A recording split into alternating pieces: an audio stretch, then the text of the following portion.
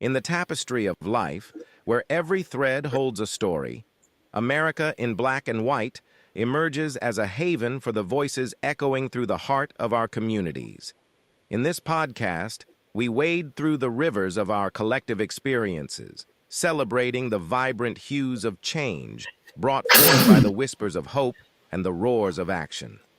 It's more than just a conversation. It's a journey into the heart of our society, illuminated by the light of those daring to dream and do. Join us, and let your voice be the melody that guides us toward a dawn where every color finds its place in the masterpiece of our shared destiny. Together, let's paint a future brimming with the positives that dwell in our minds and the actions that shape our world. Good evening, ladies and gentlemen, and welcome to another episode of America in Black and White, where we are coloring conversations on the canvas of America. Tonight, our special guest is Dr. Stephen Jones. Dr. Stephen Jones is one of 6 children born in West Philadelphia. His father worked 2 jobs until he was almost 70, and his mother was a cook for 100 preschool children. They both worked hard and taught him to have strong faith in God. Dr. Jones gets his determination growing up and down the bottom. As a young teenager, Dr. Jones was always questioning community leaders and wanting to know more about changing the community. Dr. Jones has started his community engagement at the Belmont Elementary School playground and a Young Great Society organization where Dr. Jones developed a passion for helping the youth. It is also where Dr. Jones found his passion for community activism and found ways to get the youth off the street. Dr. Jones graduated from We Toughen You University, where he majored in people economics long before he obtained a doctorate degree. You see, youth gangs were prevailing in the neighborhood at first, but the community leaders fought back, and Dr. Jones joined in the fight. After graduating from Widener University and Howard University, Dr. Jones has spent the last 40 years helping economically challenged first-generation K-12 and college students to obtain a college degree. Ladies and gentlemen, I'd like to bring to the show once again, Dr. Jones. Hi. Hello, sir. How are you? Good to be here. Yes, sir. Welcome back. Yes. Is there anything you'd like to add to your bio before we get into the show? Oh no, let's jump right in. Yes, sir. So no, we're supposed to have this. We're gonna have this this great discussion here about college and universities and education in general. And so, just to start on the importance of college education, can you tell us what personal or societal shifts have reinforced your belief in the value of a college education today? That's a great question because the societal shift is that the person who's in leadership of the country doesn't value higher education. And in fact, today, there's a court case where the Harvard University's funding from the government was cut off, and they're trying to get that funding back. And the reasons that the government is giving are illegitimate. So there's going to be this ongoing fight with universities. If you give in, then you'll get the result of that giving in to control of your intellectual knowledge, your sharing of information, free thinking. You allow the government to control what you are able to put out there. But the whole idea of college is for people to be able to have different kinds of thoughts, different kinds of agendas to present, so people have options of thought. Mm-hmm. And so, with that being said, I understood. I remember the pressures that was put on Harvard in the beginning. And so they, of course, decided that they wanted to keep the school as was, and including the students that were, foreign exchange students and so forth. Yeah. So with that being said, tell us what is more of the importance of that situation, and what does that dictate as we go forward in the future? Okay, so um, a lot of students who come from other countries to the United States, well, two factors here. So the first factor is American uh, parents are not having as many children as they used to have. Hmm. I mean, there's six of us. I Hmm. knew parents that had 14 children, 10 children. I mean, people used to have huge families. Yes. Um, and then so there were a lot more children around for the colleges. Over Hmm. time, the colleges opened up to more international students as well. They, and one of the reasons why they did that was because they also bring dollars from their countries that pay for them to be on our campuses. And very often they will pay the full ride with the expectation that the student will come back to their country, which was fine. There was an exchange that was going on, and it helped many of the universities to make the final end of their budget. Well, now if you're trying to prevent those students from coming into the country, that's dollars lost to um, that could have come into the country. And it's interesting because I'm hearing that some of those young people that were coming from abroad are now thinking about universities in Europe, universities in Africa. So they're, we basically have looked at America as the only place where you can come and get an education, a higher education, but that's not the case. Right. But I think we're missing out on the talent and the interaction that happens between our students and other international students around the world, so that our students can have a more global view. Um, and of course, that's consistent with what they're talking about. They want us to just have an American view of life and not a world view of life. That's just my thought on where we're at this time.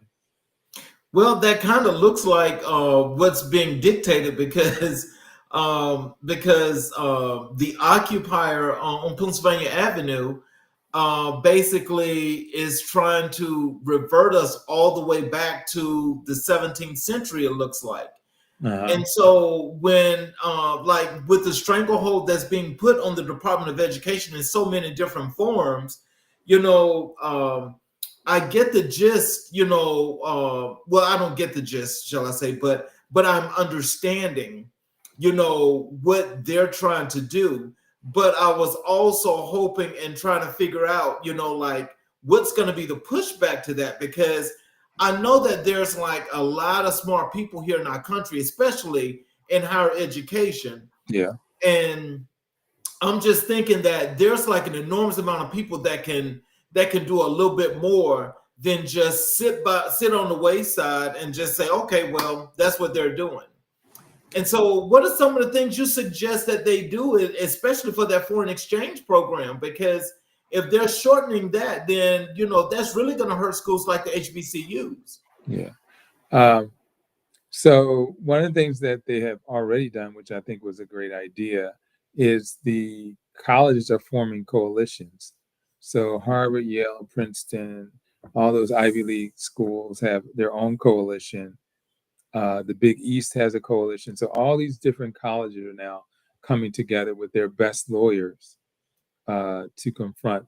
So they're not doing it individually as colleges, they're doing Okay. it as a coalition and Mhm. responding to the things that are going on. I think that kind of resistance is a good resistance, and also thinking strategically and not waiting until the last minute to say, oh, we're going to fight this battle, we're going to fight that battle. Be ready for the battle. Mhm. Already have your reviews in place of potential issues that might come up. I think with DEI, they gave up so easily because they were not ready Mhm. for what they were already told over a year ago what this agenda of this president was. But there are certain states where they wanted to get rid of it anyway. Like the southern states, they wanted to get rid of it Yep. for sure. But again, we should have been better prepared for the fight than we were. So, how do you respond to critics who say college isn't necessary for success anymore?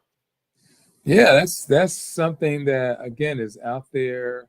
You have individuals who are creators, these are individuals who are online. They're starting their own businesses electronically. They have ebooks and they have trainings to offer. So there's a lot of that going on, but there's far more students that are available to get a college education than the entrepreneurship opportunity that comes from creativity. Now, I'm not um, saying don't do that. I'm saying a college education makes a difference in your potential income and the network that you. I will tell you this: my son has a phenomenal network of people from his experience in college who will eventually, I believe, be vice presidents, presidents of companies. But that network only happened because he went off to college and he met these people and he traveled around the world to do projects with them. He had individual projects that he did. So those kinds of exposures are things you just can't get in the normal course of things. And that I think that that's something that would be greatly missed if we decided, oh, we never no longer need colleges. But the other aspect of this, if colleges suddenly disappeared from Philadelphia, the whole city would fall apart. Mm. The second largest employer in the city of Philadelphia is University of Penn, and then the third would be Temple University. So universities add a whole economic culture to and job opportunity to a city. And Mm. so we need to keep all these venues, all this technology. There are some training programs that you can do to go into the computer area, but having a degree gives you more ability to be the manager of those tech people. It gives you the opportunity to start your own company. So you're trying to launch out and be your own person. College is a great way to do that. I always say to the students, education determines occupation, and occupation determines income. Right.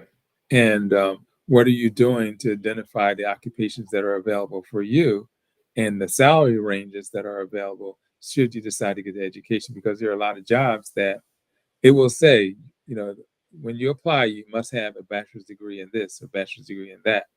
So there's still this whole standard out there as well that I think it's a great opportunity. I grew so much in college Mhm. from the first year to that final year. It was a phenomenal experience for me. So, what do you believe is the most transformative aspect of the college experience? I think that interacting with the faculty who Mhm. have had years and years of training and experiences to share with the students is one of the most transforming parts of that. I mean, I would go meet with my advisor in classes, and in the classes having different interactions and asking them questions. And it's funny that you can talk to a faculty person, and sometimes your parents have said something similar, but Mhm. they're enlightening it from a different perspective. They're Yeah. bringing a deeper level to the conversation about that. And I think that that's another benefit of it. And it's fun. It's also interesting that a lot of times after students graduate, they appreciate their parents more because they now understand where their parents are coming from. And I think I think I definitely appreciated it more when I graduated. Like, oh, and now I know what she's talking about. Now I understand. But I didn't understand before that because I think today, even more so, the 18-year-old thinks they have so much more knowledge because they have Google and all kinds of internet stuff at their fingertips. So, how much more can the parents tell them when they already have all this knowledge at their fingertips? So let me ask you this because I think this is an interesting twist. I had a guest on, maybe a couple of months ago, and we were talking about a little similar situations here about higher ed, but just education in general. You don't really hear much mentions of what's happening at the HBCUs. And when listening to what's happening now with the Department of Education and how the occupier of the White House and his cabinet appointee are trying to limit education and trying to really, just really take the story of people that look like you and I, trying to destroy that history. No books, you can't teach it. But they want to teach us the story of something that they say happened in Germany with Jews, okay, which did not happen here in the US. And so they want our kids to learn that. They want our kids to learn what's going on in Europe. They want our kids to learn Asian history. They want our kids to learn about Italian history, okay, which really pretty much is all Black history. Yeah. But not actually learning the actual Black history story. Do you think that is feasible and it's a good thing that maybe we learn or we try to figure out a way to pile resources together and create our own new system? Do you think that that's worthy?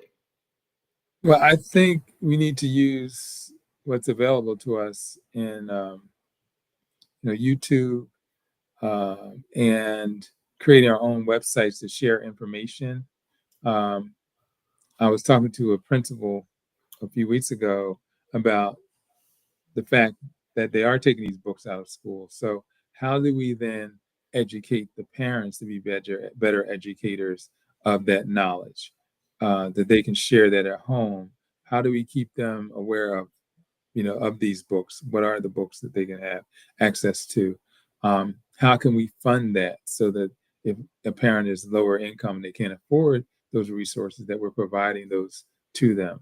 So I think we need to coalition together and be the educators and be the developers of partnerships within our communities.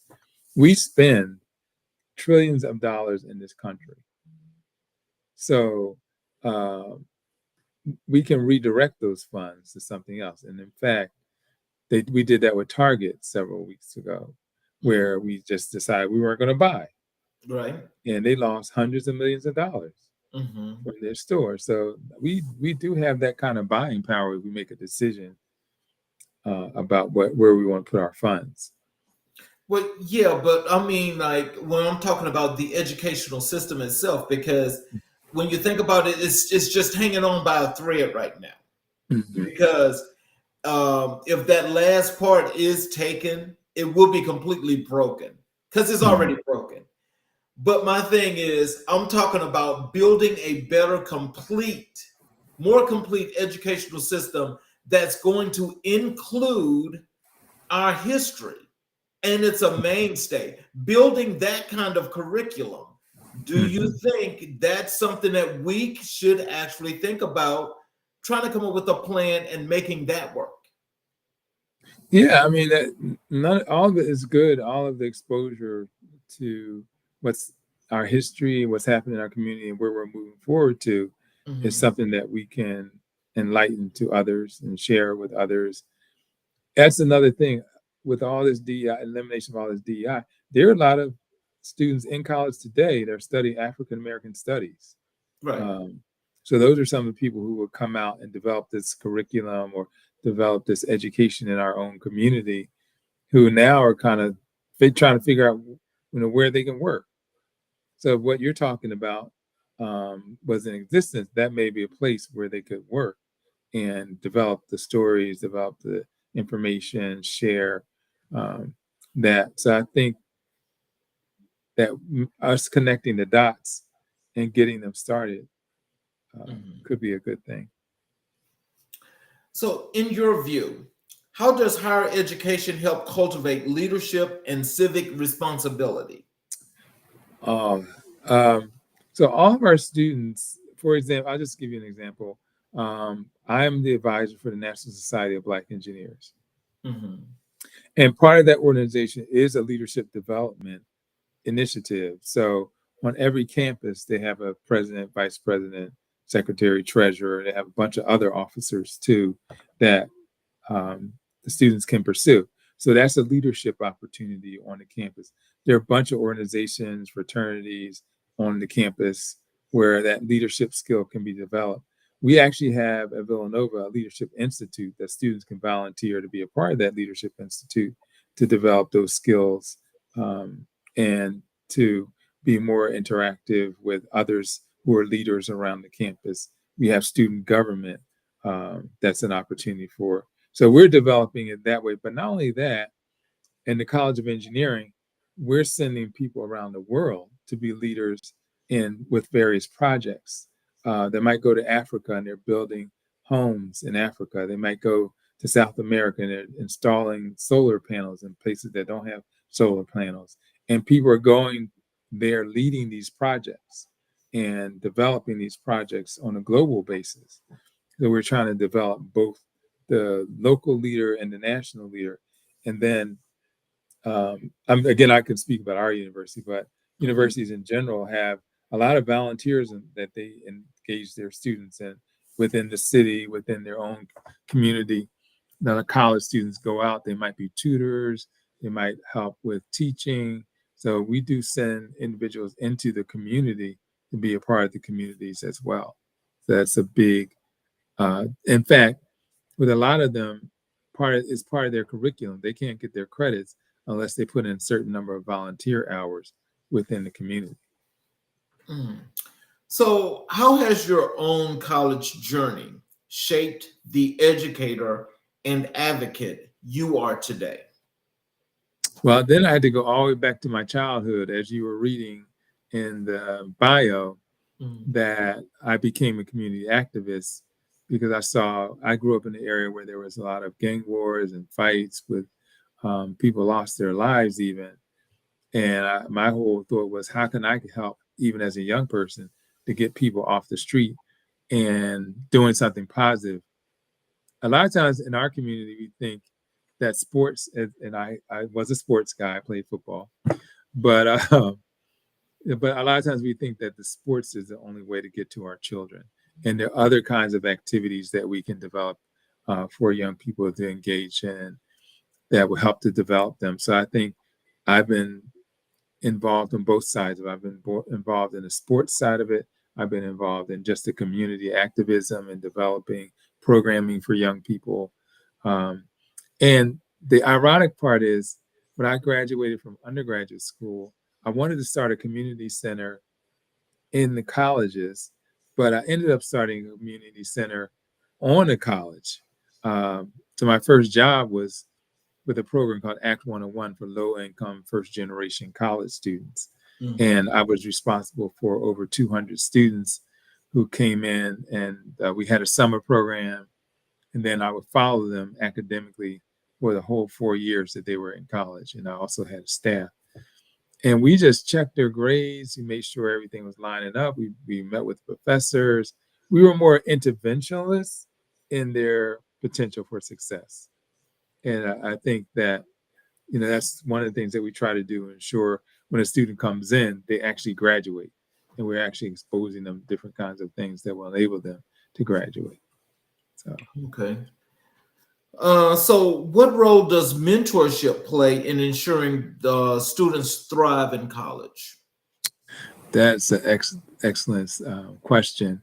So a lot of us, even in our college, we have a coalition of mentors who are in corporate America who volunteered to be a mentor to one of our students. So every one of the new students that come in get a mentor in the College of Engineering at our university.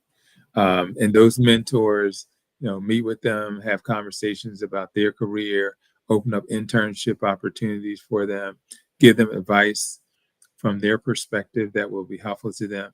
Some of them are actually alum that took their classes. So I might have a mechanical engineer that's graduated who's now paired up with a freshman, and they're giving them great advice about classes that they've taken and how they were able to do well, or maybe they volunteer to tutor them. So yeah, mentors can be a tremendous asset in terms of getting jobs, internships, and having someone to counsel you, to be an advisor from their years of experience. So do you think that, when kids first go off to college, especially the freshmen, that, and just thinking about mentorship, should that be established from day one that they get to the school, or should that be sometime down the line? So that's what I don't. I can speak to what we do. Mm-hmm. We actually give all the students a upper class peer that is a current student. That's our first step.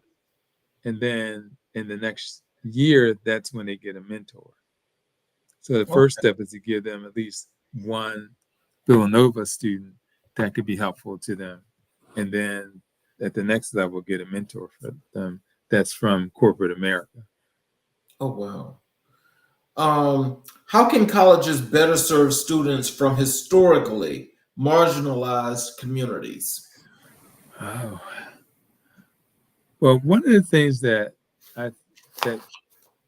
they suffer from is not having the same amount of funding as some of these other larger institutions. So I think that they had to be creative. And I'm a big proponent of summer programs as an introduction to college life. And I think that that's one thing that the HBCU could do to really enhance their students' chances of success. There's a lot of research that shows that when a student attends a summer bridge program, that they do a lot better in college and they are a lot likely to graduate than a student who didn't have a summer bridge program. And the summer bridge programs, they vary in length. Some are 5 weeks, some are 6 weeks. It just depends on the university.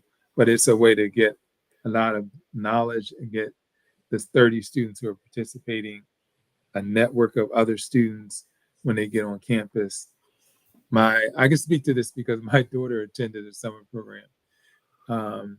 She was one of the quietest people on earth, my daughter. And so when I went to move her in, all of these students were coming up and shaking her hands and giving her hugs and just acknowledging her presence. And I was like, I'm the dean.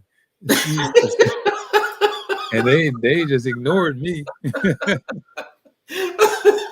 They just ignored me. I was like, she is the important one around here. So she's already in celebrity status. Yeah, because she's already been on campus with a bunch of students. Right. They know where everything is at. That's another advantage. You know where everything is at. You have some faculty that are teaching you over the summer who are interested in, you can tell they're interested in supporting students because they've done it. They've decided to work over the summer. So that's another element that you get exposure to. So what impact do historically Black colleges and universities have that often goes overlooked? Well, they're one of the greater producers of Black and Hispanic student graduates in this country. I mean, you lose thousands upon thousands of college graduates if these universities weren't, HBCUs weren't in existence. So, and then you have colleges where students may or may not be admitted, and historically Black colleges have an opportunity that's different from those colleges, but every college still has to be accredited. And I think that sometimes when people hear HBCU, it's almost as if they're thinking that they're not accredited, but you have to be accredited to offer any kind of curriculum. And so applying to HBCU can be a great thing if you think it's going to expose you in a different way, which I believe. I had my experience there. I wish I had gone there the first for undergrad. I went there for graduate school. But when I look back, I was like, man, no one really explained to me the opportunity that's available in the HBCU. So, now that I know, I can tell. Well, I always say, and the things that I have learned via, like talking to some people that have gone to HBCUs, is that, and what I've learned is that their curriculums are so much more in depth than some of these schools that they call major universities. And so the learning experience is definitely that. But, when I think of that question that I was asking you about, like the impact that goes overlooked. I think that's one of the things that goes overlooked is because people honestly, well, those that are outside and maybe people that are just not really familiar, I think that they're thinking that when you go to an HBCU, that they're just a catch-all for all the riffraff that none of the other schools want. Yeah. Yeah. And that's not the case. No. That's not the case. You have to be admitted like any other student at any other university. Right. And there's a strict standard because if you're not graduating students, it makes your university look bad. And then people won't continue to apply knowing that students are failing from your university. Can you tell us, how does college education empower young people to rewrite narratives about their communities? Yeah, so there's diversity of curriculum. Again, I'm kind of biased because I'm over in engineering, but you have different majors, history majors, you have entrepreneurship majors, you have business majors, you have other kinds of majors that can be truly beneficial if you bring them to the table, the knowledge that they're bringing to the table. And I think also, ultimately, in a lot of school districts, they have boards, and getting this additional education that you can bring to a board can make a difference in the community and helping nonprofit organizations to thrive if you're putting and investing time in helping people. So can you share a story of a student whose life was changed by attending college? Oh, wow. Okay. So I have a student who graduated from Drexel University, went into industry, did very well, and I think it's chemical industry, was doing so well that they sent him to South Africa. And they sent him to South Africa to be vice president of the country. His children were babies when he went, and he was there long enough for them to actually go off to college. Oh, wow. But he then moved up to become president of the company in South Africa, and did that for several years. And now they sent him back to the United States, and he's working in the company over here. So I'm hoping that I'll see him as CEO of his company here in the United States as well. But I was just too impressed knowing that a lot of these students, like this one, came from communities like my own, where there wasn't a lot of wealth. They had to do things to stay out of trouble and engage their minds, and they had to make sure and fight to keep programs in the schools, because a lot of these schools don't have science programs, don't have robotics, but where they do, children have had to fight to keep that going.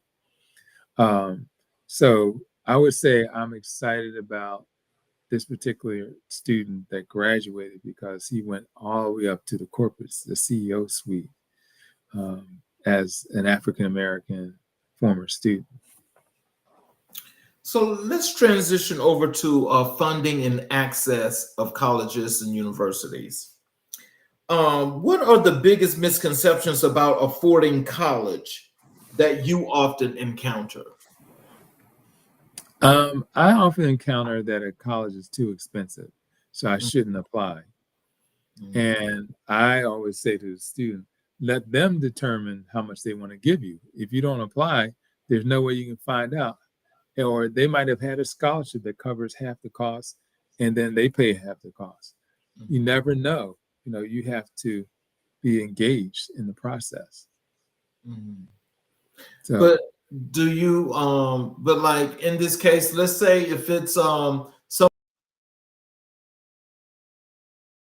coming from communities and they might not understand how that access is granted or how to get that access. how would they get the opportunity to learn about those things in said situations? Oh, so there are a couple of things. Most schools or high schools have counselors that are available, that are college access counselors. That's what their focus is. Um, Sometimes that counselor is a counselor, and they do this work with college readiness and college support. So I will always point the student and the parent to their office to find out if they're having seminars around financial aid, if they're having seminars from someone from a college coming to visit the school, or is there a college fair that you can attend in your area? I'm always encouraging them to take advantage of those things that are at their fingertips. How do you advise families navigating the financial complexities of higher education? Wow. Oh, so this is a combined conversation because the students are included in this as well. Mm-hmm. You have to know your financial situation and be real clear on that, what money is available to you. Um, making sure that you've gone to a number of financial aid meetings while they're in high school. You don't have to wait until senior year to suddenly say, oh, now I need to go to financial aid scholarship. You should start going to those meetings in ninth grade. Or if your child's in middle school and they offer you as a middle school parent to come to a seminar about college, go, because there's so much more information that you can gain. Sometimes colleges are admitting students on the spot when they have a college fair. So if you've never been to a college fair, it is a room full of 20 or 30 different colleges at tables sharing information about their curriculum and activities within their college. So there are a lot of those going on all throughout the year. Philadelphia has a college fair that's big as a football field. Oh, really? Yeah, they have hundreds of colleges. And that occurs, I believe, in October or early November. It's free. They have a bunch of seminars there, webinar. There's scholarship topics, financial aid topics. There's college readiness, special programs. There are a bunch of special programs that the School District of Philadelphia has. So they're also trying to alert people to these opportunities that if they don't meet their deadline, this is the main thing I say to all parents. It's good that you have scholarship information, but if you're missing the deadlines, you're missing the opportunity to get that money. Yeah. So that's what I'm always telling them. Well, I can tell you this. I know what you're saying when you make that point. That's factually true because I missed out on quite a few of those myself. Yeah. Had the information, but then having the information and going through and doing this, that, and the other, and I done missed the deadline. Yeah. And there's students who they apply for scholarships all along before they got to college.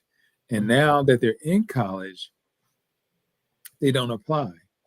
Mm-hmm. And there's scholarships that you only can get while you're in college, that you have to have a GPA that they can look at and confirm before they even award you the scholarship. So, you don't always suggest that the students continue to apply, continue to find out whether there's a new scholarship on campus that they can apply to. Most colleges have a section on their financial aid website that's dedicated to scholarships. Mm-hmm. So you could take advantage of that just by, getting yourselves ready to go down onto the website and get as much of that scholarship information as you can. Philadelphia School District, it's free. Why not take advantage of it? Why not apply to it? Another thing that you can do is speak to someone in the library about resources around scholarships and funding college, because they could point you to the right books or resources that has that information. I always tell the parents, make sure it's affordable for you. And that it's okay if your students trying to go to a $80,000 college, but you only can afford $40,000. So now you're positioning yourself and your child to be more successful by making a good decision, as opposed to finding that you could have had these resources to help you get through, but you just didn't do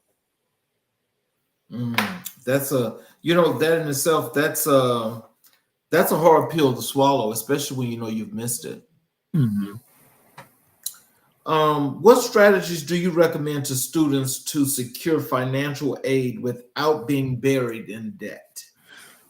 Well, there are.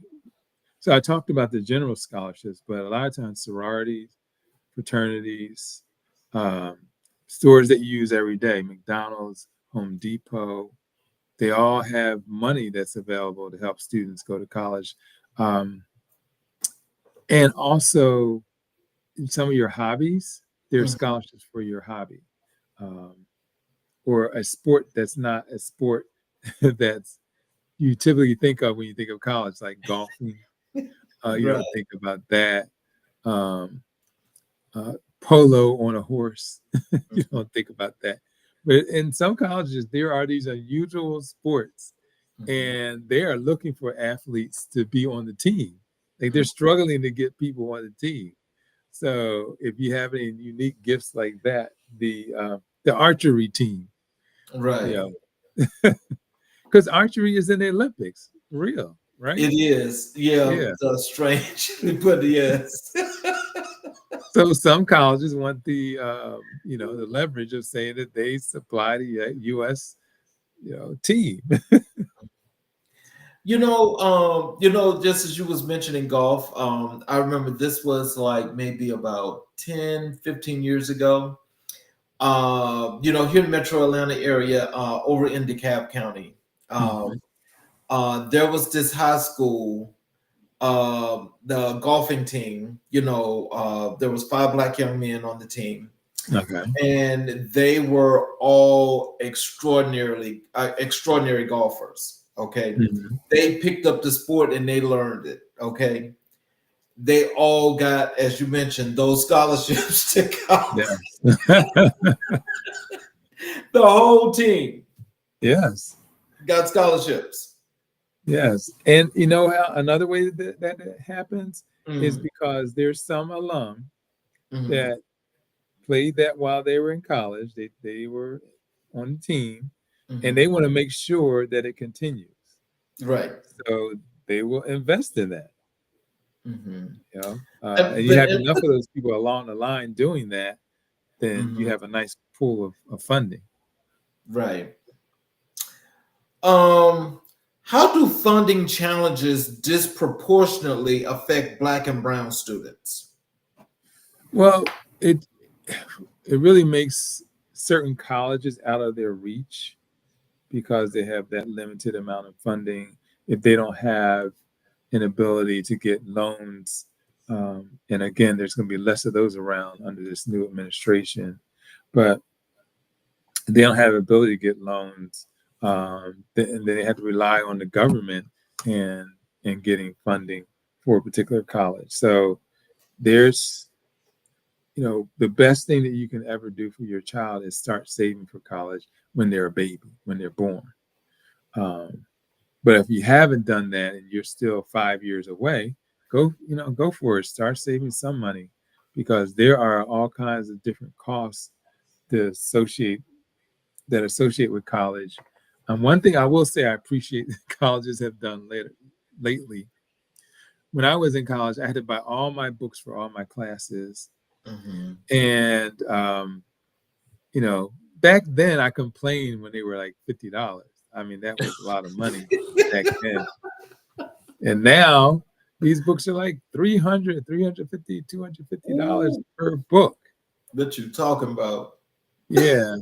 So our university has decided to contract with the book provider and have the students have access to downloadable books that they can read. So Mhm. that's kind of the next level of it, Mhm. But having your books for your classes, as I state in my How to Study book, is important to have books. And if, let's say, you just can't afford a book, go to your professor and ask your professor if they have any renditions or editions that were given to them that you could borrow for the semester. Don't let yourself be without the books and resources that you need to be effective in learning.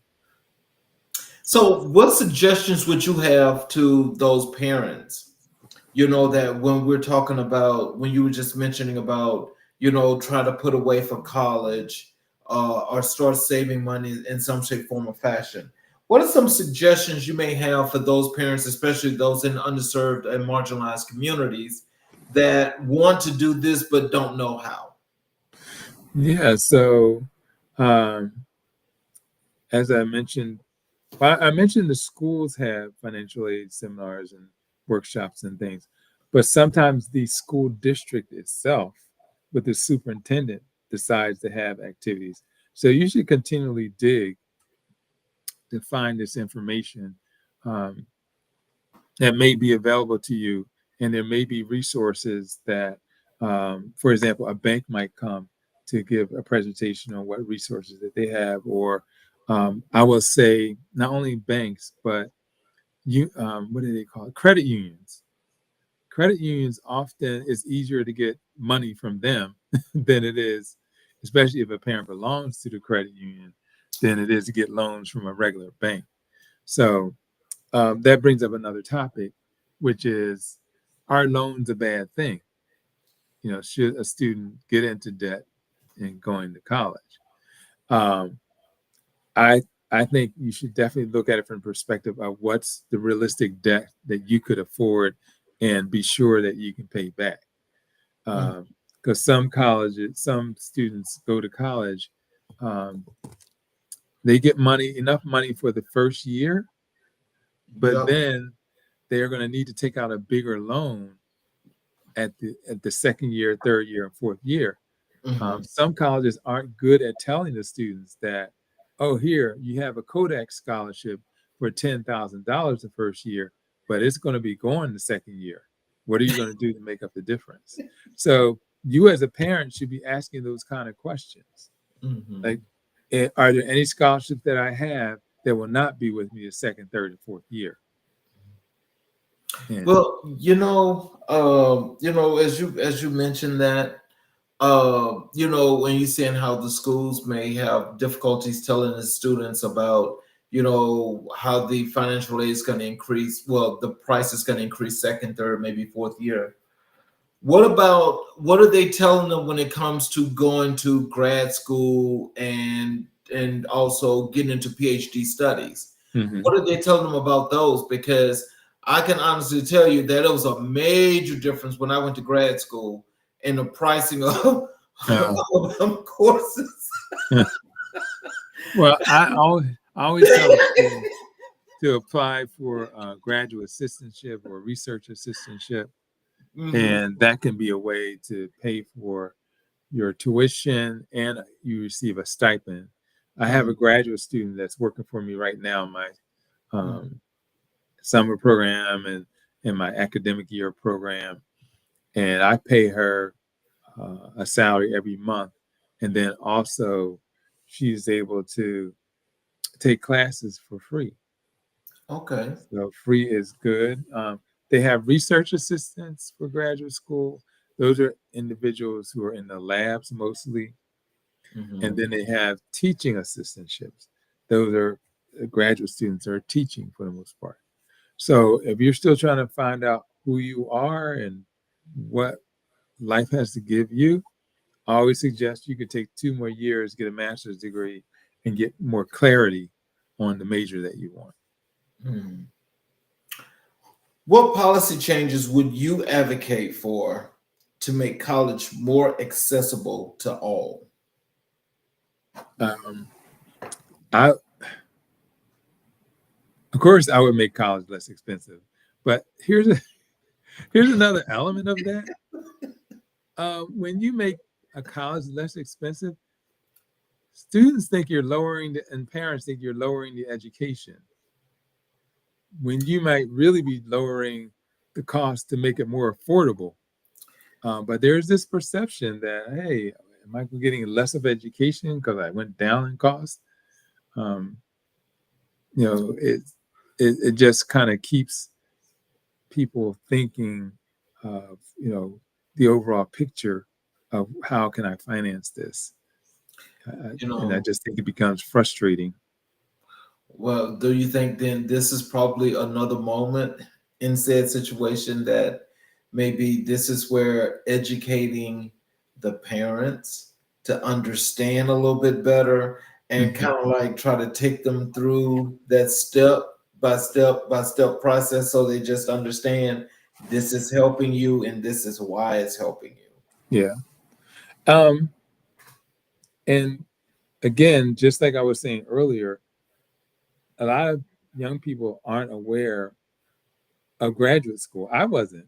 I didn't understand the whole concept of how you get to the PhD is you have to either go straight to it or get a master's and get a doctorate degree. Mhm. I had no idea.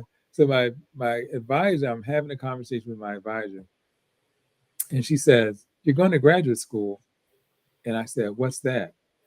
And she was like, "You have no idea of what that is." So she had to totally explain it to me.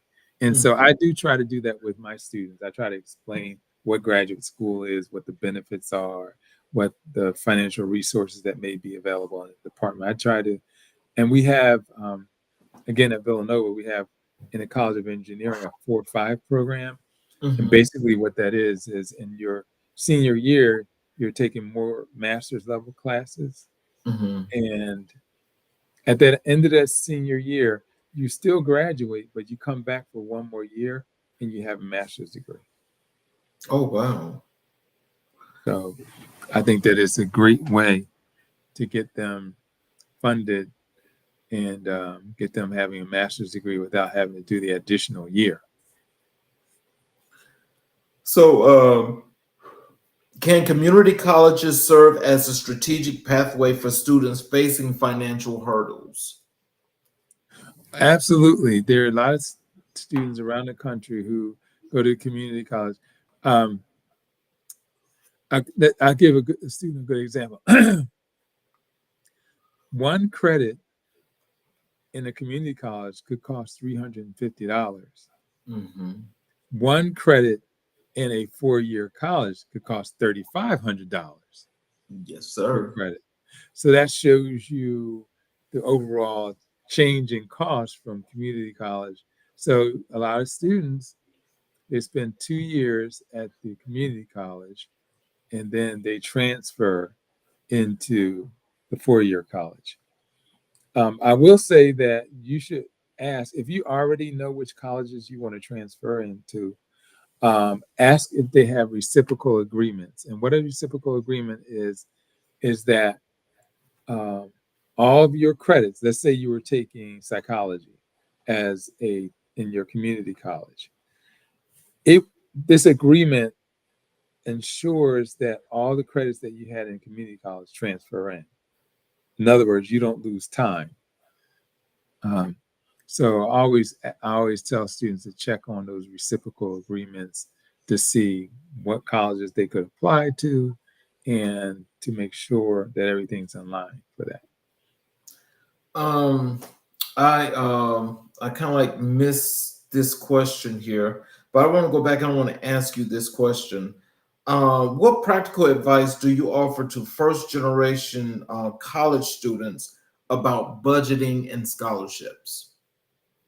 Well, there's many things that you can do, especially on a college campus, because they do have what's called work study, Mm-hmm. and it's where they actually pay you to do work around the campus in various locations. Um, some of the departments will advertise if they need a, a student to work there. Um, so I think that that's a great thing that you can do is actually get funding. Some departments have their own funding to to have workers. Excuse me.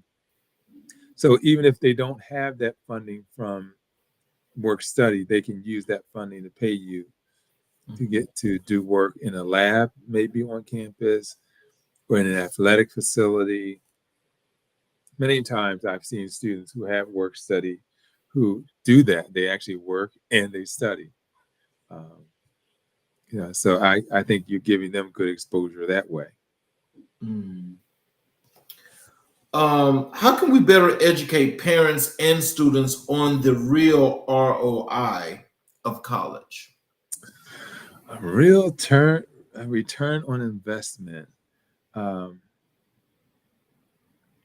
I think one of the things that I try to ensure that students do while they're in college is to have a few internships Mm-hmm. so they can talk with professionals about the kinds of salaries, the kind of work requirements, the kind of, like you asked earlier, the kind of leadership requirements. I get them to think about that um, because you want to be in a position where you're graduating, you're going to a college, you're going to work where your college degree is benefiting you. Mm-hmm. And so the while you're in college is an opportunity to experiment to identify where that may be. Now, this generation is totally different than our generation. I mean, we worked in a place, our parents worked in a place 30, 40 years in one place in general. And the next generation worked in a place 15 to 25 years. Now these students are changing jobs every 3 to 5 years. They're doing something Ooh, you sure that ain't 3 to 5 months? different. Yeah, with all this internet stuff. But yeah, so it's and companies, there's no loyalty on either side of the fence. Right. Companies that can wake up, the executives could wake up one morning and say, we're going to lay off 10,000 people. Mm-hmm. Um, so some employees now feel, okay, if I can be let go at any minute, I might as well continue to try to maximize my opportunity.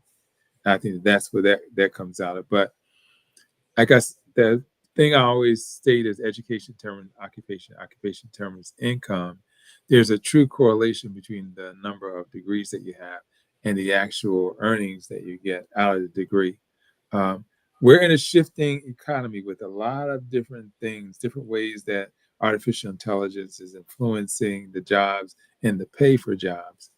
Mm-hmm. I have a son and a daughter. One's working here at home for now.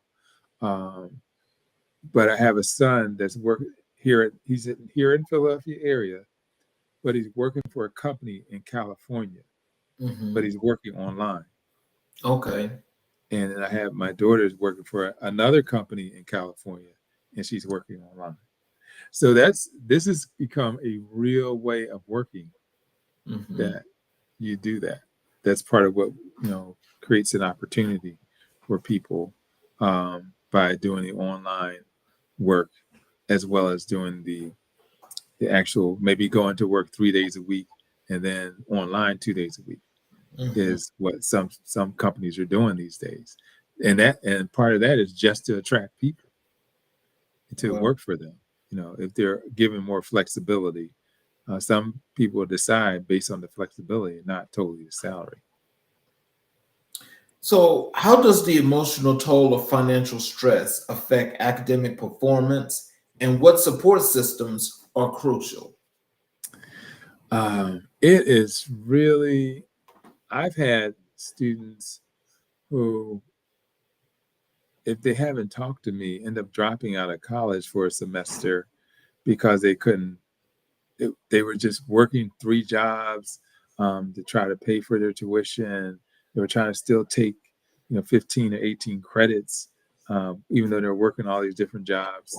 So their time is affected in terms of their study time. So it can be really stressful to finance it. And what I do say to them is sometimes your financial situation has changed as a student from when you first, let's say, when you first started college, both of your parents were working. Well, Mm-hmm. now maybe one of them has lost their job. So you should go back to financial aid and say, hey, my financial situation is different. Mm-hmm. And get them to actually go back to financial aid and ask for more money and more support. The better students who get that financial aid are the ones who stay visiting financial aid and get to know people, get to know someone in the financial aid office that will look out for you in terms of your financial situation. So those relationships are important, I believe. So, what role do corporate and philanthropic partnerships play in bridging funding gaps? I am hoping that they will play a big role with all these different federal agencies closing down. We're Yes. going to need a lot more of the nonprofits, the foundations, and all those who give out support to give out a lot more of it. I'm particularly concerned about the students who are in these after school programs and preschool programs and food programs that will be eliminated. A lot of children, believe it or not, their major meals are during the time that they're in school. Yep. And so those people who are up in Washington D.C. who are making these policies, they've never experienced that, but that's a reality for many families. And so we ought to be fighting back about those things that are of concern to us. So, as an overall broad situation here, I'm going to throw a big old question here at you. When it comes to education, if you had to fix the Department of Education, what would you do? Well, right now, I can't fix the Department of Education because they're eliminating it. Well, we're going to fix it and we're going to make it better. Oh, we're going to make it better. I'll give you an example in Philadelphia. So we have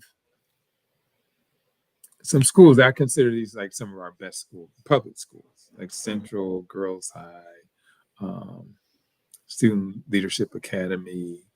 So these are Masterman. These are top schools, not only in the city, but in the state. So we concentrate and enthusiastically put information out about those schools, but all the other high schools, we're not giving them the same access, hype, investment as we're giving to these few special schools. So my whole thing is every school should be a special school. Every school should have a field curriculum. Not some schools have pre-calculus, but they have no calculus at all. Every school should have an opportunity to have that calculus in them. So you have to kind of look at the whole system and what is uneven, and whether it's training of your teachers, could be uneven because, you're just in a school that doesn't need as much attention. Once you start saying that, then that means that you're not going to send any colleges to visit that school. You're not going to send any trade schools to visit that school because you already believe in your mind the students coming from that school are not likely to consider those additional educational opportunities. Yeah, so that is crazy and critical. We do Black History 365. And when I reached out to you and I asked you who were the most influential people on your life and your career in Black history, you told me Dr. Martin Luther King Jr. and Dr. Herman Rice. So can you tell us how have the principles of Dr. Martin Luther King Jr. shaped your approach to education and advocacy? I think for me, it's stand up and speak out. Like you just can't let things happen and say, "Oh well, I can't change this. I can't make a difference. I'm not going to even vote. Why even vote? Because my vote, doesn't count." So I think that's one of the things I got from him. Your vote does count. You are important. You make a difference in your community, your small community. Make a difference there that can spread abroad. Because I can tell you that I have students from the 80s and 90s who have children that I now see. They're children of college graduates because I planted those seeds in their parents years ago to be successful. Right. And so deal with your small community that you've been blessed to work with. Help them to succeed so they can then help their children to succeed. What lessons from Dr. Herman Rice's legacy still guide you in your community work? So Dr. Herman Rice was both a community activist around where in our community we had gangs in our community, we had crime, we had people who would use drugs. So he was engaged in helping to clean up a lot of that in the community. But not only, see, there's a difference when you just clean it up, but what opportunity are you going to provide to replace that? So he worked to provide more jobs in our communities. He worked to get people off the street and playing sports. But he also gave out awards that were education oriented to say, you know, we are proud of you, even in your academic efforts and in your sports efforts. So I think that was a great thing for me. It's like, okay, I can be a smart athlete. I can be that, you know, athlete that's going to college and doing great things. And I think he promoted that within our community. We've now had doctors and lawyers and business people and all different kinds of that. I think if his efforts weren't in place in the community, a lot of this would not have happened. So that's why I really kind of raised him up as, to me, a local luminary in the city of Philadelphia that made a difference. And I'm looking to continue that legacy as I continue at the universities and make a difference wherever I go. So why do you believe these two figures stand out as the most influential in your life and career? You know, just following, I guess, for Martin Luther King, following his writings. Also, I'm a minister and he was a minister. So his approach to life from that perspective, leaders make leaders. I think that's what I've seen. I saw him in him as well, that he developed a whole bunch of other leaders because of his efforts. And that's what I'm hoping to continue to do, is just develop more leaders for our community, the more people who will stand up when they see things that aren't right, more leaders that will take on replacing me. So I'm not going to be always at the university. I want to have that next generation that I trained up, and now they're taking over and continuing to push forward the agenda that I've had. Oh, wow. So how does your educational philosophy reflect the values they championed?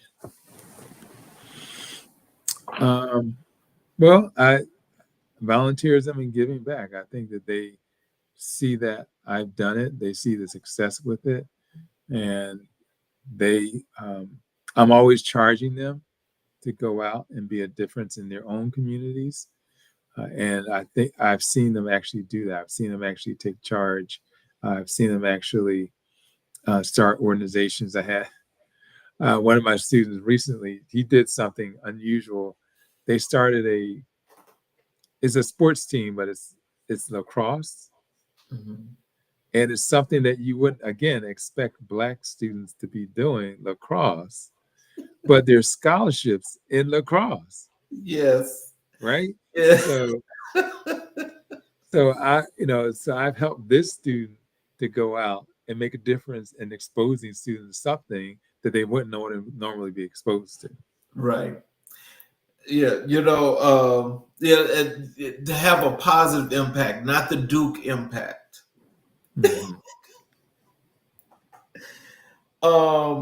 Can you share a moment when Dr. Rice's mentorship had a profound impact on your path?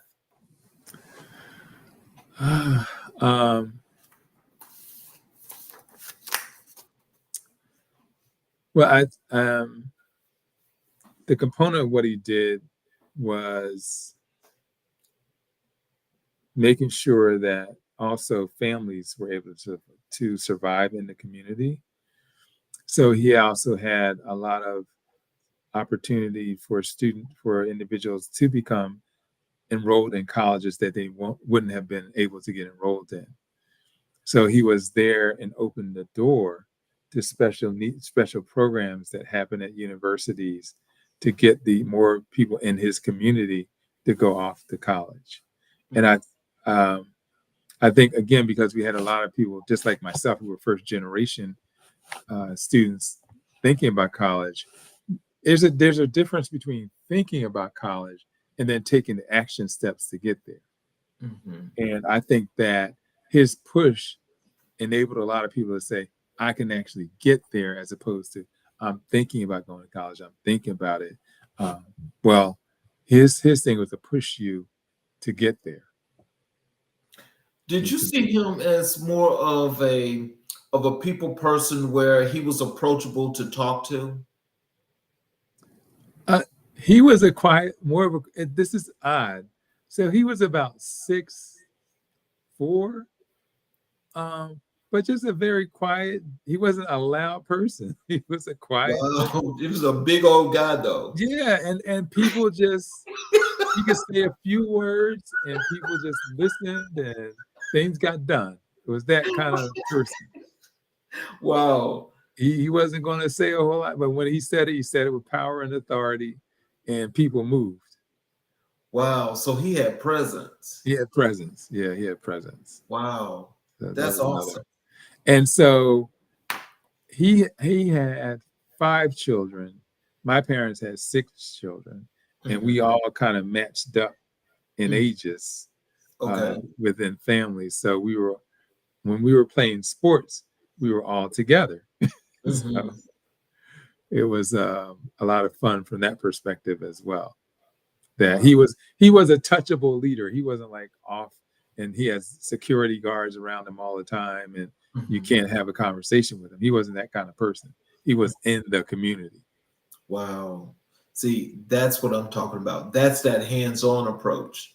And I think people learn to appreciate that much more because it ain't like you on the megaphone way up here at the top of the tower and you like blasting these words out to people. He's actually down here with the people talking.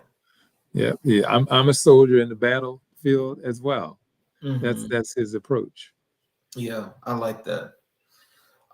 In what ways do you carry forward Dr. King's vision for equity through education? Yeah, so the program that I ran at Drexel University was called Act 101. Act 101 is an actual official act of the state of Pennsylvania that provides access for students of low income and of color to get access by not making the SAT the sole requirement for their success. What we would do is assess their grades, had more of a heavy role in deciding who we would admit to what we would have as a summer program. And they would be in that program for 5 or 6 weeks. And that would help us to determine like a formula for this student's success when they come in. And so that particular program had a lot of students with diverse backgrounds and opened the door for them. So I think that just seeing that, knowing that I had this dream community center that was actually on a college campus and seeing their future be really positive kept me in that direction. Oh, wow. How did you integrate Black history? How do you integrate Black history into everyday academic conversations with students? That's a great question. I think the way that I do it is I talk from the perspective of what's happening right now that's happening to you. And what are you going to do about it? Like, how are you going to respond to it? So, with the elimination of the Department of Education, with less access to funding, what are the things that you're going to talk to your local legislators about that could influence? I just in fact, came from the house of one of our legislators today, talking about these kinds of educations to do. So what are you going to do to make it clear that you have needs, that you have desires, that they can actually push for you? A lot of times we look at the federal government as the biggest funding resource, but in our own states, there are things specifically that we can get from our own states. So I will go to the local state representative and just have a conversation directly with them. Parents can do that. They can set up a meeting with their local state representative and present issues that are important to them. So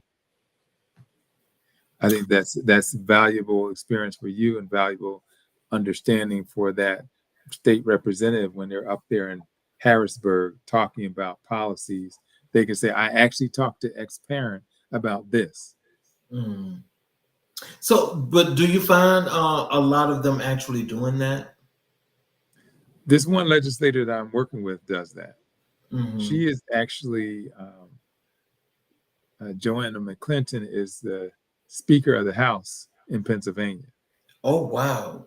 Yeah, she's the first woman Speaker of the House in the history. I actually, I think I read and heard about that. She just got nominated to that position, right? I think it's been a year. Yeah. Yeah. That was okay. We're close family friends. Our children went to the same like elementary school, middle school situation, and then her mother had a catering company that helped provide food for some programs they had at Drexel. So yeah, we're like family, and the same churches. We attend the same churches. So that was, What responsibility do educators have in preserving and uplifting Black historical narratives? Well, every day is an opportunity for those narratives to be taught to. I know in some places books are old-fashioned, but we still need to have those conversations with books, electronic books as well, and not letting it go. Not saying, "Oh, well, I'm not going to have a conversation about that because it's not valuable, it's not important." All of these conversations of our legacies and our leaders are important. When I tell someone that it was a Black woman that helped to design the cell phone, people are amazed at that. It was a Black man that decided to design the IBM computer. That's the foundation for everything we're running right now. And I could just go on and on down the list of famous people and technology, things that we're using today that they created. And so just promoting the success stories of our community. And it doesn't have to always be a national figure. It could be those who are local to us that we highlight. How do you encourage students to honor and extend the legacy of these leaders in their own communities?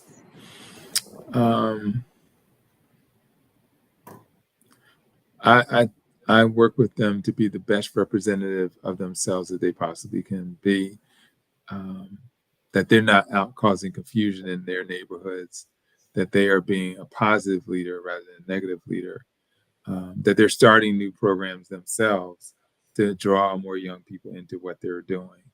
And I think every day, people keep asking me when am I retiring? I said, and I keep saying to them, I'm not tired yet.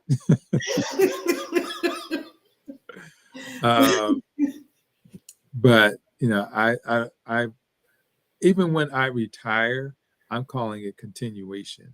That I have plenty of things that I want to continue to do around education, because all the discrepancies and differences still exist. Yes. They won't just go away suddenly because I've retired. They're going to still have needs. So I want to, be a part of that, making sure that I can answer questions. Even if I could just answer questions for a family, I would love to do that.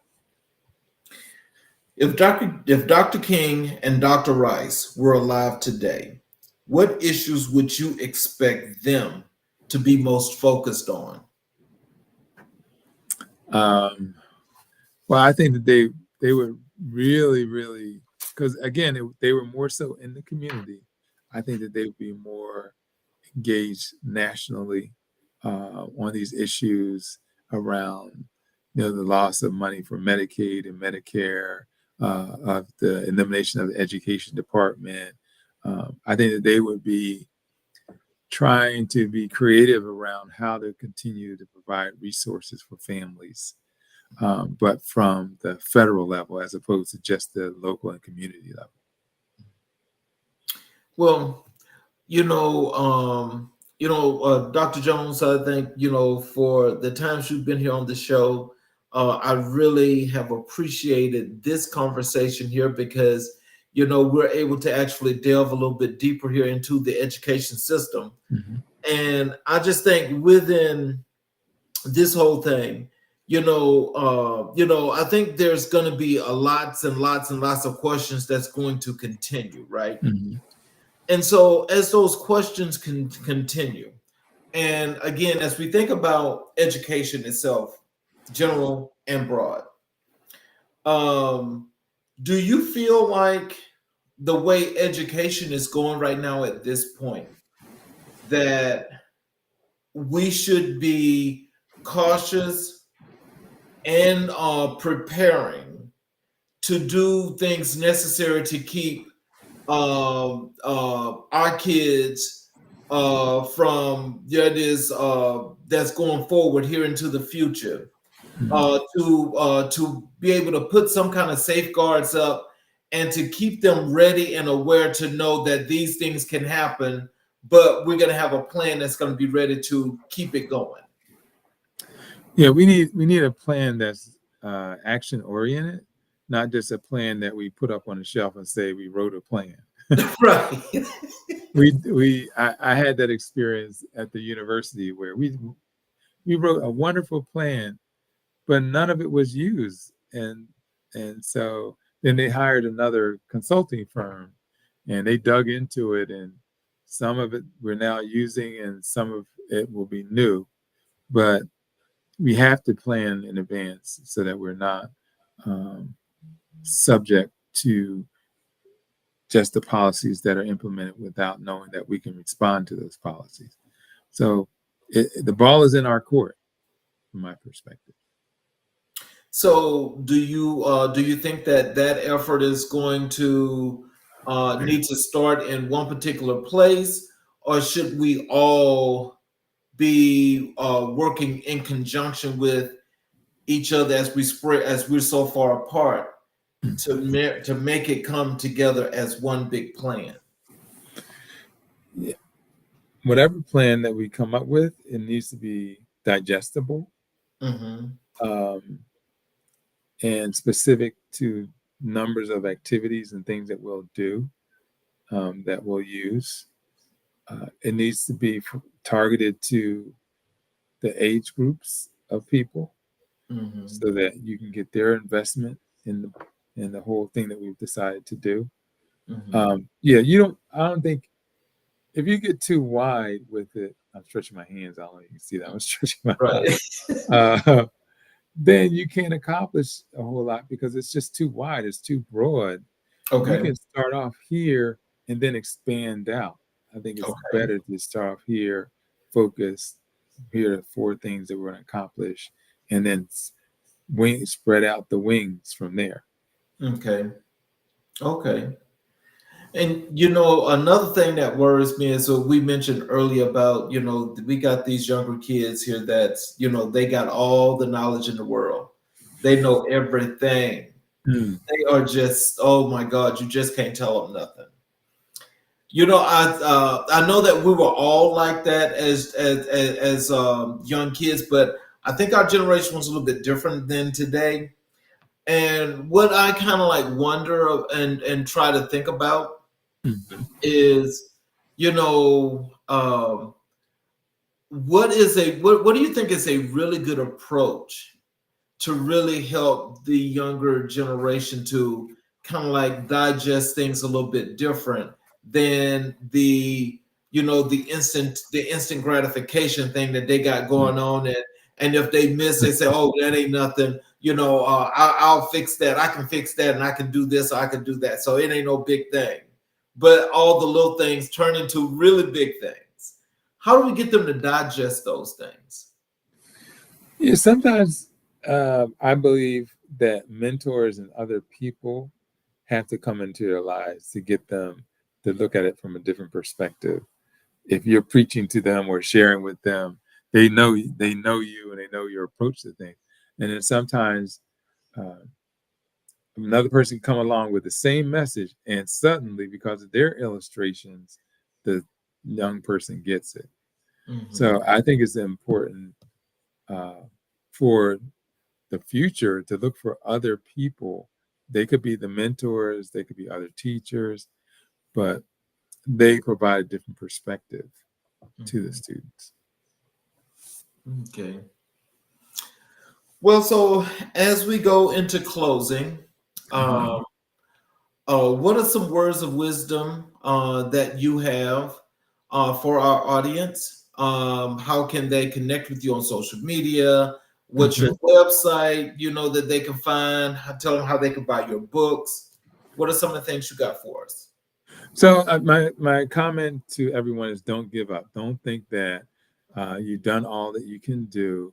We need you to do more. We need you to remain focused on the mission of educating our children. And if there's any way that I can motivate you or answer questions, I'm more than happy to do that. You can contact me at my email is stephenjones@rcn.com. That's STEPHENJONESS@rcn.com. My website is drjonesbooks.com. It says DRJONESBOOKS.com, where my books, The 7 Secrets of How to Study for middle and high school students, The Ultimate Scholarship Guide for all students, and The Parent's Ultimate Education Guide is available at that drjonesbooks.com. I can be found on LinkedIn. I can be found on Instagram at Education Central. I have a podcast that's called Education Central as well that you can connect with through going on, whatever your search engine is, putting that in Education Central and Dr. Stephen Jones, and it should pop up with no problem. It's part of Spotify as well. If you want to reach me directly, give me a call, 610-842-3843 as well. Well, I want to thank you again, Dr. Jones, for providing us with more and more information. Again, you've been a stellar guest, and I tell you, we definitely appreciate each and every time that you have been here on the show. Well, thank you. Okay. Go ahead. I'm sorry. I was going to say thank you very much, and I appreciate this opportunity to come back again. I'm always excited with other opportunities to show up. Oh, yes, sir. Most definitely. And, for those of you that are watching on the YouTube channel, I definitely appreciate you guys watching. Yes. If you have not yet, supported us by subscribing and getting all the notifications, I would appreciate if you could do so, please. Been doing so. You will get the notifications each and every time we have a show that goes live. You're also able to go back and watch all of the previous recorded shows, and you can get all the wonderful information from all of our guests. What we have learned tonight and what we are thinking about as we listen to what Dr. Jones had to say about education is he's giving us some pointers that each and every last one of us can learn from different perspectives as to how to make education work for you. But a college education is still worth having. Do not sell yourself short with the marketing ploys that are out there telling people, well, there's no need to get a college education because you can do this or you can do that. Let's not do that. Yes. The more education you got, the better you will be, not just as an entrepreneur, but as a person, as a lifelong mentor, and serve as knowledge for those that's going forward into this next generation. Yes. Because for each and every last one of you, especially those of you in the, I think they call you guys Gen Z, Mm-hmm. this younger generation, you are the future leaders. You are the future leaders of this country, of this world.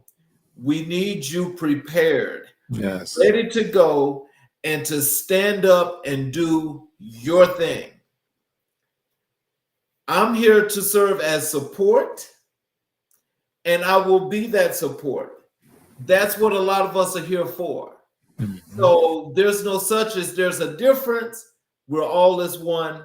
Let's do what we have to do. Yes. And let's make life a whole lot better, especially when it comes to building our communities. Excellent.